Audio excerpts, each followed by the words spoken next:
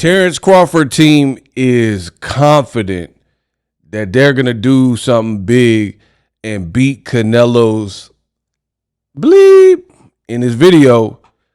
It's really what I want to talk about. The confidence. The prediction. What up, Fight World? It's your boy Ego, and I am back with some more boxing. Baby, you won the baby.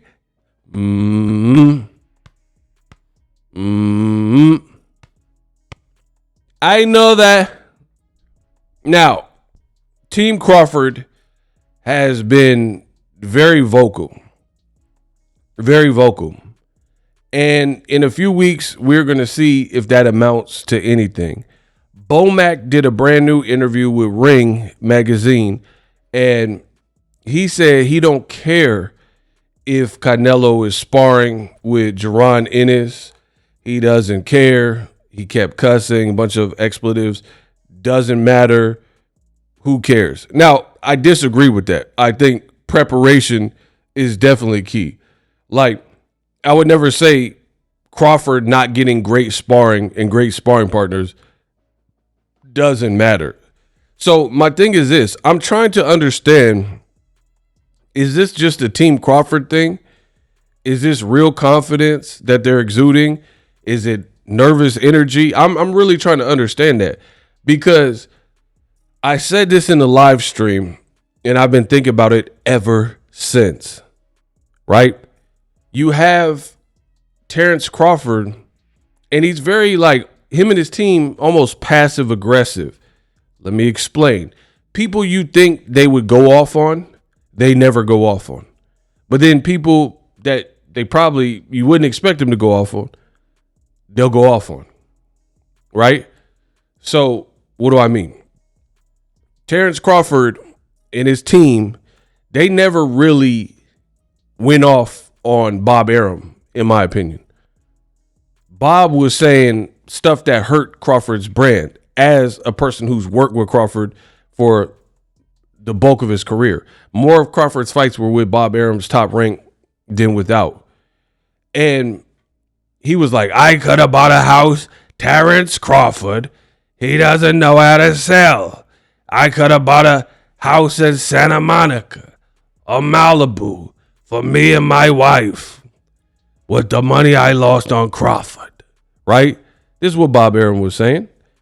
And you never really heard Crawford himself or his minions really attack Bob Arum.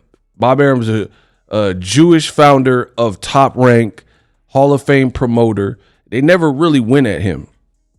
But then when Crawford was like 140, 147, wherever he was beefing with Gary Russell Jr. based on some amateur stuff. It's very weird. Very weird. Then you have, like, Crawford doesn't seem to want to give Errol Spence credit. They'll say who's his best win. Only more recently he's kind of even mentioning Errol Spence. And I personally think it's because of poor feedback. Because previously they're like, who's your signature win? Who you beat? Where are the great names? And he was saying stuff like Ricky Burns. Oh, but Postal wasn't elite. That's what they say after everybody. And I'm like, what? Why wouldn't you just say Errol? Errol is like the best name that people kind of recognize you for.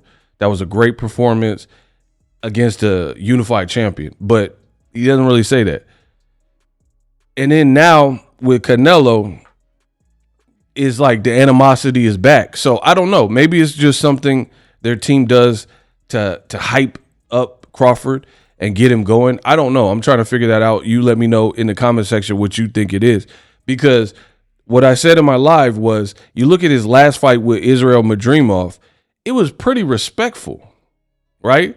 There wasn't a bunch of hooting, hollering, rootiness, tootiness, shootiness. There wasn't that. Like, we going to beat it, blah, blah, blah. We going to whoop him. Madrimov suck, blah, blah, blah. We don't care who we spar. I didn't really see that. I didn't. They seem like we're moving up from 147 to 154. And we're fighting a great guy. Even though he was a brand new champion, he only had been the champion for a few months and Israel Madrimov, even though he only had 10, 11 fights, they seemed like they respected his gangster. They respected Madrimov and looked at him as somebody formidable. Crawford even said when he was on I think they did the grand arrivals or something at the Santa Monica Pier, and Crawford even said, "I don't know, but this fight it feel bigger than the Arrow fight." What? Says nobody ever outside of Crawford. Ain't nobody said that Crawford Madrimov, you can have all the Eminem concerts you want. That fight did not feel better.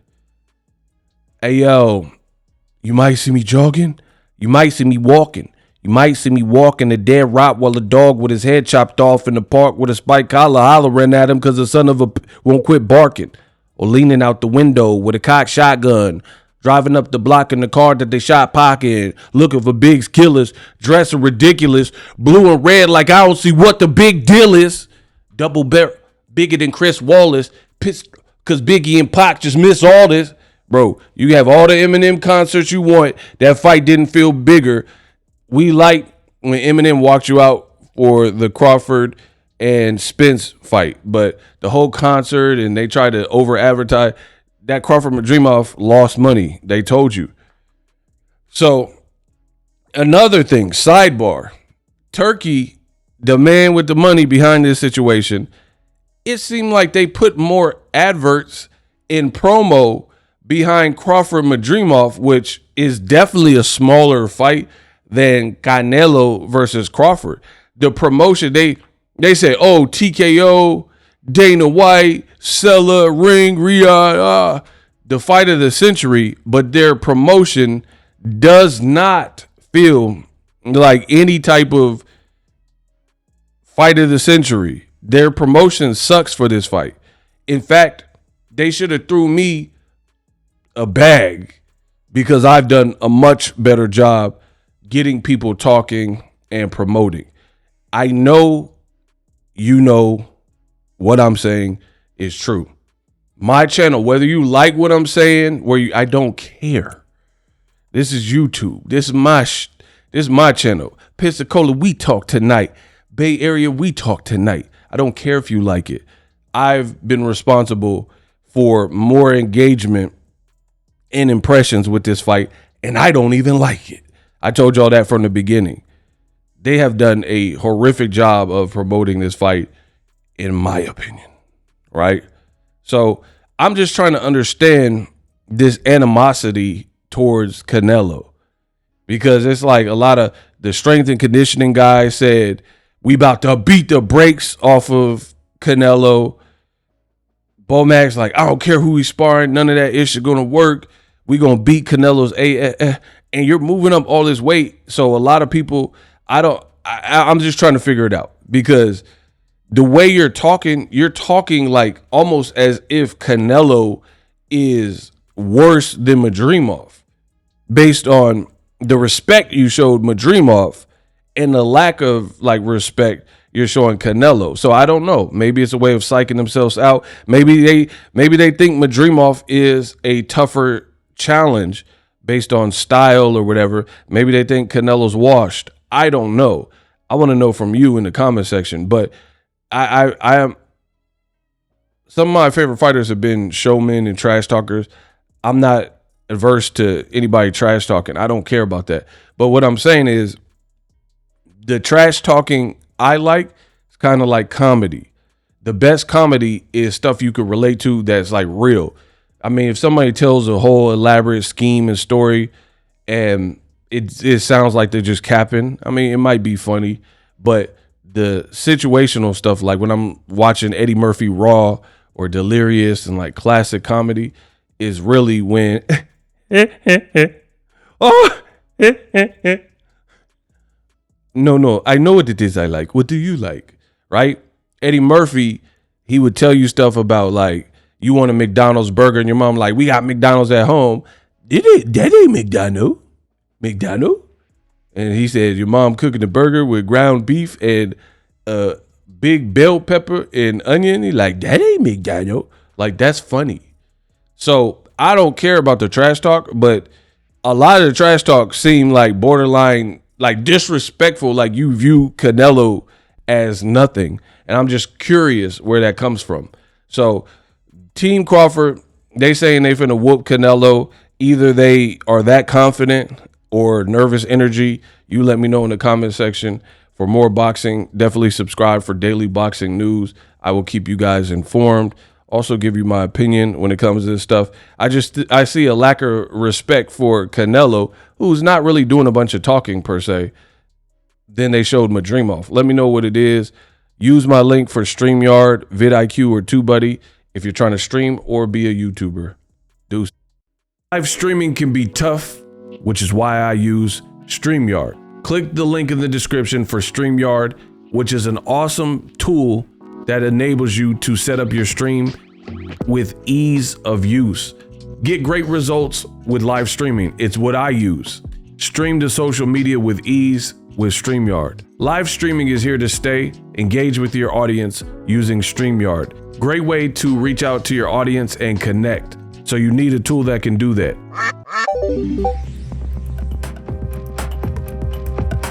If you're new to YouTube and you're struggling to get views, one tool I can provide to you is TubeBuddy. I've been on YouTube over 10 years. I use TubeBuddy daily to crank out videos just like this one that you're watching. Learn how the pros do it with TubeBuddy. YouTube receives a lot of traffic, which also means a lot of creators, a lot of people putting out content. So you need to learn the ropes so you know how to separate yourself, especially if you're new. But even if you're a pro, use TubeBuddy. The link is in the description. Get more views, more subscribers, and a higher click-through rate, so ultimately you can realize all of your online goals. Use my affiliate link in the description and grow your channel fast.